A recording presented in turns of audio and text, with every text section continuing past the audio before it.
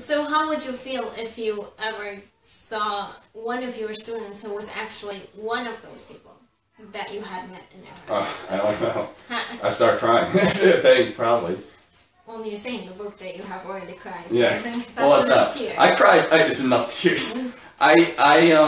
When I started this project, I started writing this like 2 years ago maybe, and it's something that, like, you know, you want to be a big tough guy and stuff like that. I don't, I didn't cry at all since I was in 3rd grade when I broke my arm, right? All the way up, but basically I didn't cry at all the way up until like 2 years ago. I'm writing this book, and now I cry every like time I start writing or reading this thing, right? Like I cried in front of you, in front of Fox News crew, when you when you came and helped me out with that. I thought I was going to. Yeah,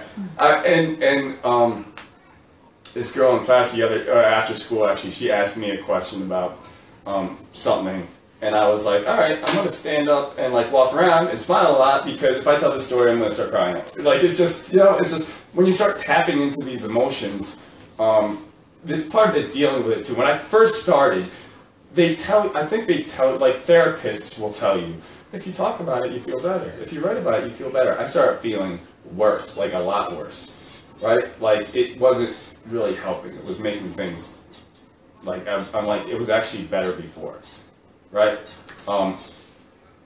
I feel like, it's not like I won't cry, but I feel like I'm at a point now, I'm starting to get to a point now, where it is easier for me to talk about. It is easier for me to like deal with it on a day-to-day basis, and I feel like I'm ready to like tell people not just about my experience, but like some of these important lessons, like some of these things like that I feel like should be obvious. Like, love each other. Like, how about that? Like, just a very simple, is the action you're doing right now based in love? And if it's not, why are you doing it? Right?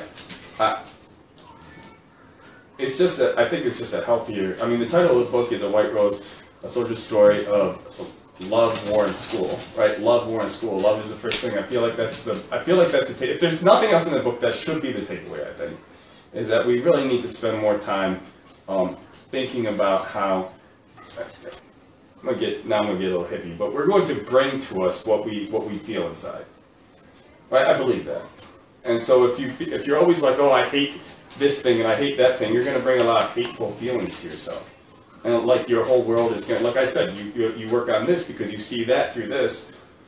If you're always mad at this or you wish this would change, that's why I don't want to, sometimes I stop and I have to check myself. I'm not perfect, but like, I try not to be anti-things, right? I'm not anti-war, I'm pro-peace.